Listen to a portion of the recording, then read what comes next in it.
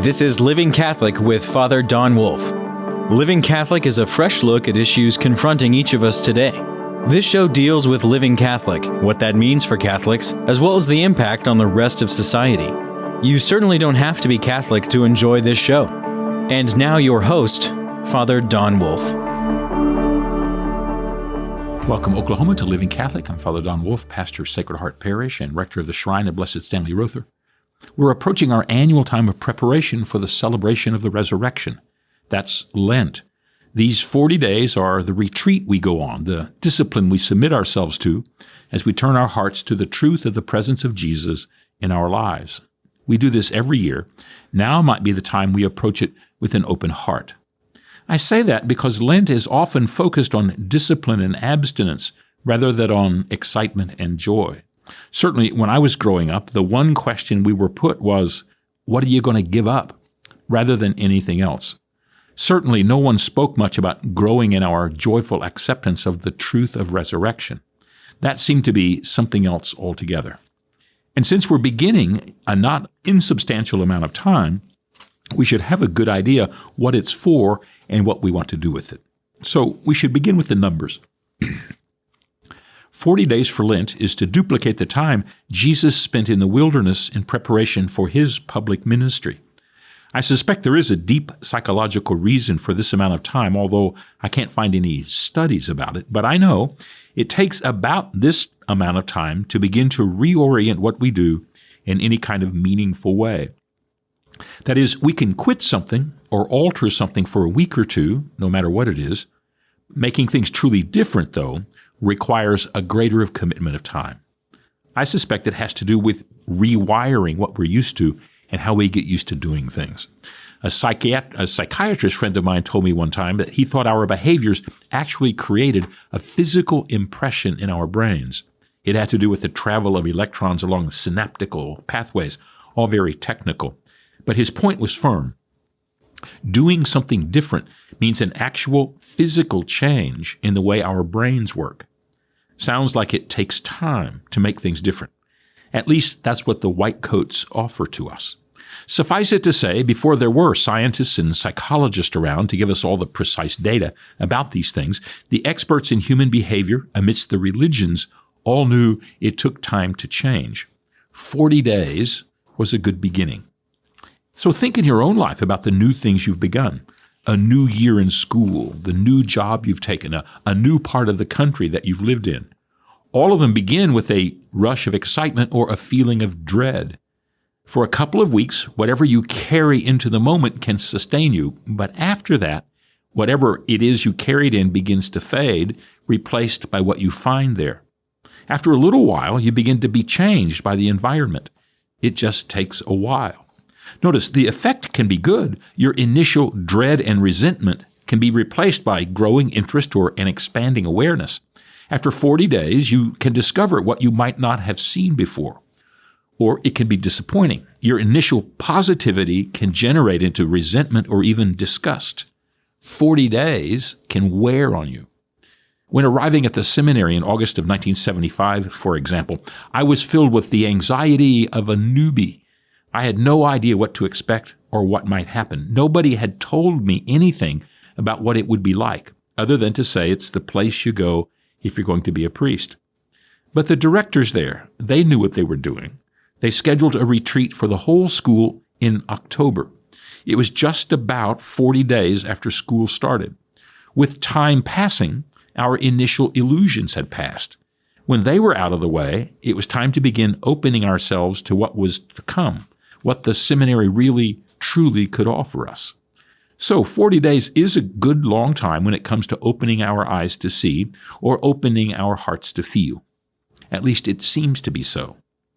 The startling fact to consider is that Jesus took this time to be in the desert, considering his call and his future. We have to imagine he wasn't there just to impress us with the importance of prayer and sacrifice. His time in the desert was to prepare himself authentically for his public ministry and for the mission that he had been given. And because he was a human being like you and me, the future for him was as cloudy and uncertain as it is for any man. Looking over what his life had been up to that point and what it would become for him once he entered the public was an exercise in discipline and courage. He wanted his motives to be certain and his decisions to be clear. He wanted to be sure he was on the right track and pointed in the right direction. So he spent time looking at his life and listening to the Word of God. This was also accomplished by sacrifice. It was said he was fasting, a general word for describing going without. Whether he abstained from all food during this time, which had been an extreme example of sacrifice, bringing him near death in most ordinary circumstances, or whether he ate only the least that was necessary, it was a time in which he suffered from the change to his diet. He offered the pain of this interruption as a way to achieve the reflection and wisdom that he was looking for. When we opt to sacrifice, we're achieving at least two outcomes. The first is straightforward. As sacrifice, we are foregoing something right now in order to receive something later. The psychologist Dr. Jordan Peterson described this as one of the great achievements of human civilization. Offering something now with the prospect of, by the offering, achieving something even greater in the future, was to capitalize on the amazing power to foresee and to prepare for the future. When this began to happen, the pathway to living as human could change. We became the species of achievement, not just endurance. Sacrifice allows the extra, written into the present, to become seen and understood. Most often, this is described in religious terms, and it should be. In almost every place and time, we read of people who sacrificed to their God in order to satisfy their concern to provide for the future. But it's also profoundly human. We can hardly think of ourselves without thinking of what we do sacrificially. For example, we understand all children should sacrifice their desire to play and run and jump and fool around in order to buckle down to learn to read and write and to add and subtract. There isn't much joy in learning these things, at least not at the beginning, and not when the price to learn is so high that it forestalls all of the fun things that kids like to do. But we think it perfectly good that children sacrifice the joy of the moment in order to achieve these incommensurable goods that will enrich their lives for the next 80 years. We all think sacrifice is a good thing. The future is always unknown, but it can be approached and provided for by way of the sacrificial actions of today. Nobody can guarantee that reading and writing will become necessary survival skills, but we do notice that the ability to do these things makes life better. We don't have to know the exact details of what will go on in a person's life in order to know the prospects improve when those skills are cultivated. And sacrifice is the way to make those skills happen. Jesus sacrificed his comfort at the moment in order to achieve something in the future. Whatever the pleasure of the moment was, a full stomach, a comfortable life in the carpenter shop, the respect of his extended family, the anonymity he enjoyed in the face of Roman occupation. Whatever they were, by sacrificing them, Jesus could prepare himself for a different future. And it was for this different future he went out into the desert. The other achievement of sacrifice is to interrupt the pathways of today in order for us to see what we might not see. All of us are locked into habits and norms of our everyday lives. It's not pernicious or awful, usually. It's simply the fact that we get used to what we get used to. And as we do, we have a hard time seeing anything different. Our patterns become set, and our awareness outside of those patterns dims. After all, there are a million things to pay attention to in the world, and we have to decide which are going to be the most important, and we have to focus on them, or else we'll be overwhelmed and unable to move. You know, when a young person climbs into the driver's seat and sits behind the wheel and tries to drive, everything comes at him at light speed. He doesn't know what to pay attention to and what to ignore, so he focuses on everything all at once and is immediately overwhelmed by it. Even as he tries to navigate the parking lot, he's paralyzed by all there is to look at and what might happen and what he has to stay away from. Pulling out into the street makes the process even exponentially harder.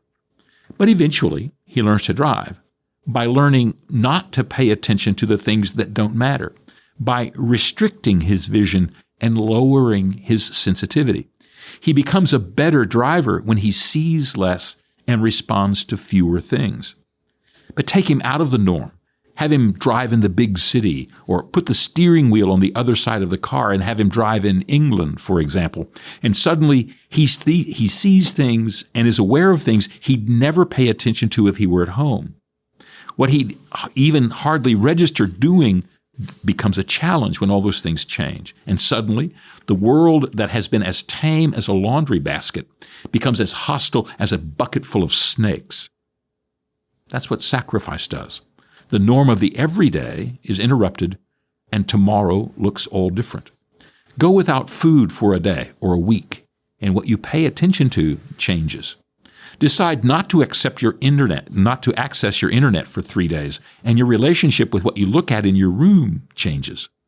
Deciding to walk 5 miles a day quickly makes the feeling of your easy chair change. To make a sacrifice of the moment by changing it, and thereby disrupting it, changes things. When Jesus went out into the desert, he went there to see what he couldn't see if he had stayed at home. Like all of us human beings, there may have been parts of him he chose not to pay attention to or to focus on. Elements of his life and behavior that were surprising to him, things in his life he had always thought of as weakness that could be experienced as strengths, and things he was good at and easy for him that were actually a detraction from his ultimate goal as a person. In all these things, he was encountering the promise of his life, the future of his mission. That's what the 40 days were for out in the desert. He was finding what he couldn't find anywhere else. Not only that, 40 days is a configuration and a recall of the 40 years Israel spent in the desert before they entered the Promised Land. In those 2 generations of wandering, no adult who led a family who was in a position of authority entered the new territory promised to them with the mentality of a slave.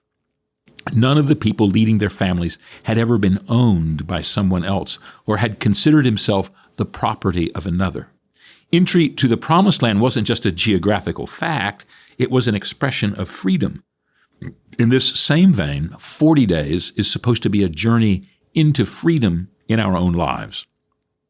Most of the time, we don't regard penitential acts as ways to achieve freedom. Most of the time, we regard them as extra burdens to carry along for the duration.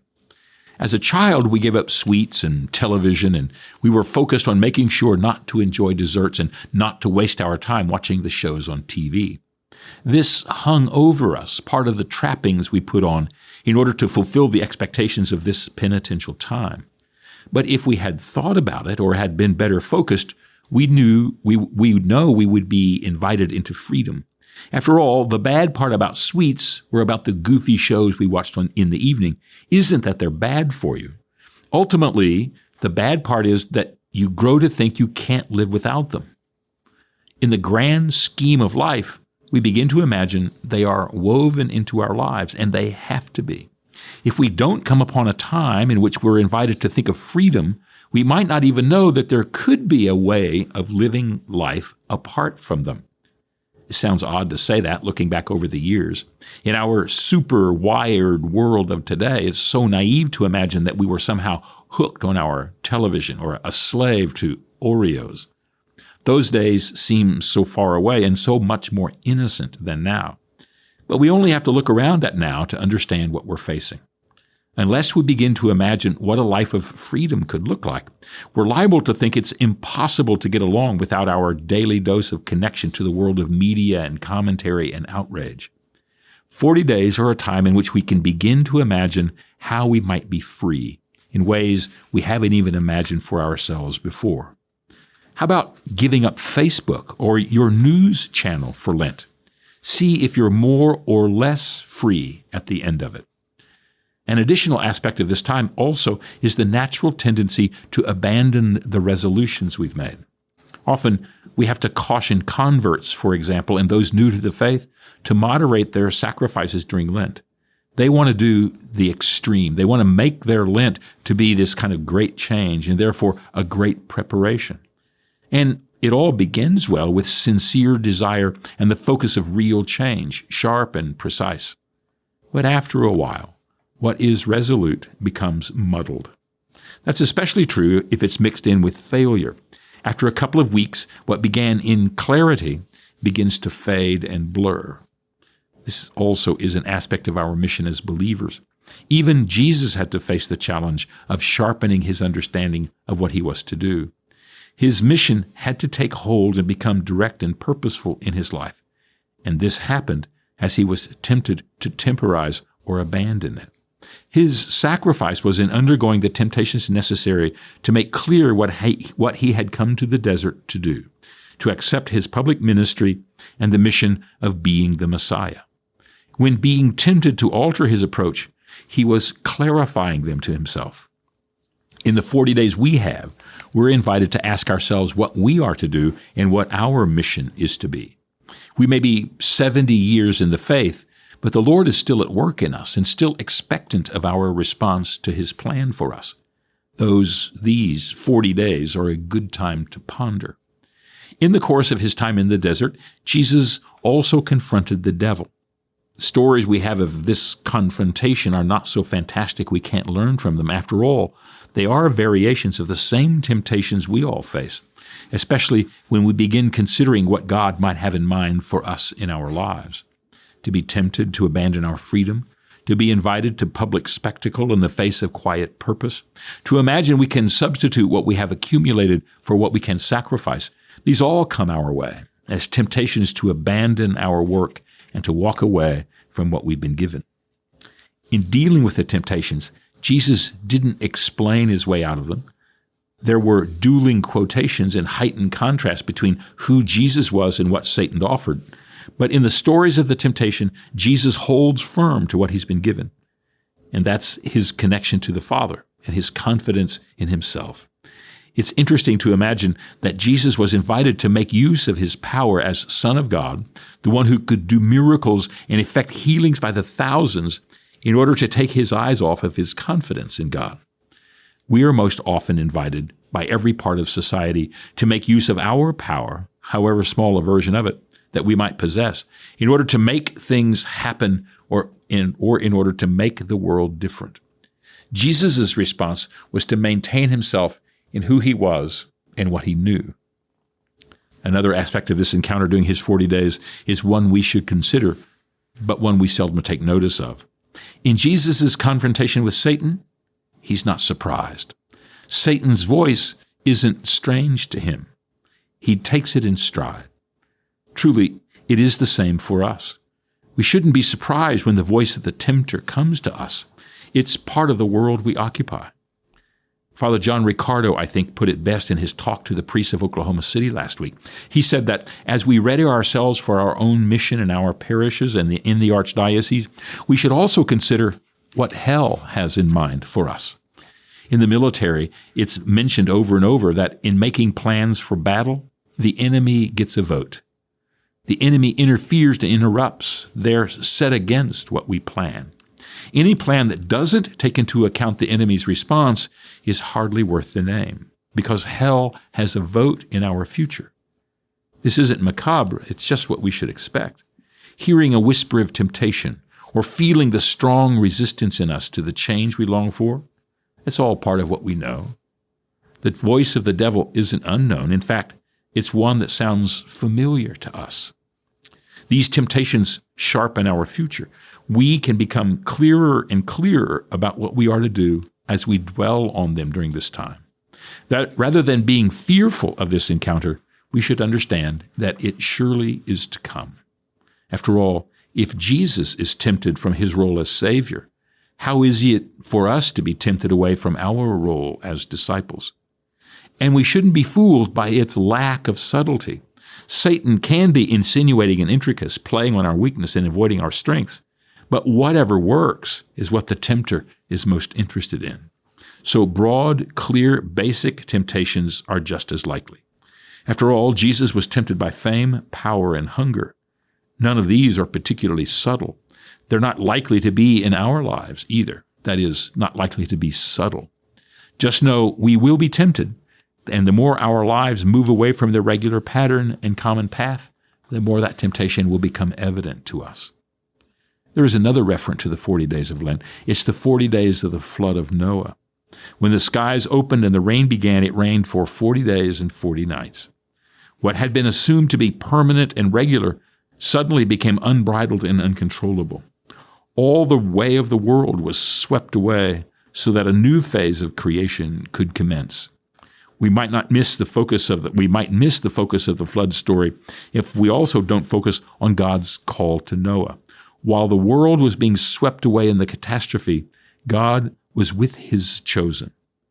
While I don't expect all I know to dissolve in the power of a worldwide flood, in the time I spend getting ready for Easter, we should know that this time also has with it the echo of when God at work in the world sets the stage for something new. I'm not sure what Noah thought about his role in the event, other than to know he was relieved to know that he had been chosen and accompanied and tasked. We might think of ourselves the same. The world we know is being swept away so that the work of God might find its footing among us. We shouldn't be surprised at the reasonable and resolute power of God to accompany us in our part in bringing the new world into being. We are, after all, God's chosen. So, this is our time to prepare for the resurrection of the Lord. The way of the world is so powerful that unless we take our time preparing to open our eyes and see what lies in present, we can forget the most important part of our faith. We can take the time, and by taking it, we can discover what St. Paul said about the power of the resurrection among us. He insisted that Jesus' resurrection was enacted in us by the power of baptism.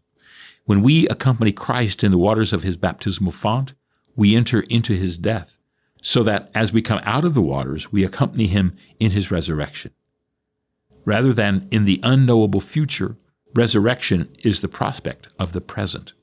We overcome the powers and fears of this world by accompanied by Christ and the power of God. And that is the case, what can stop us and who can? This is what we find during Lent. If death has no more power over us, then who will stand in our way? So stake out your mark your time, decide how you want to be free. Think about your own sacrifice and imitation of Christ. Begin your own exodus into the promised land.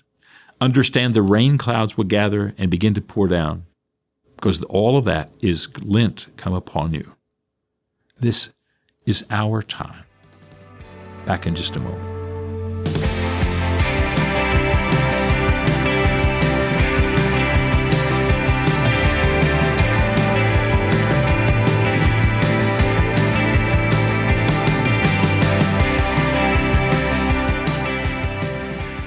Welcome back to our final segment, Faith in Verse. We have a poem today called The Promise of the Day.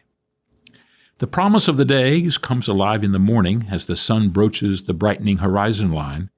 Day's potential spreads out smoothly, the light adorning each moment, while the warming gift of life begins to climb. Each day ends as we mark another calendar number X'd and gone. Not lost to us, it was only yesterday, not a week or a whole year, but still all it was and what it would be as the words of a song slipped through the singer's lips to die upon our waiting ears. We have this coming time, short and concise, that now awaits us here, with all that was surging into what will be as we awaken. The future as it will be begins as this new day now draws near, shaped by the progress of our deciding and the paths denied or taken. And who we are and all we are to be in the great living now will bud and blossom today to bear fruit in its own time. For each new day's moment contains all that the world will allow, until this mark of the sun is, in each second, refined. That's the promise of the day.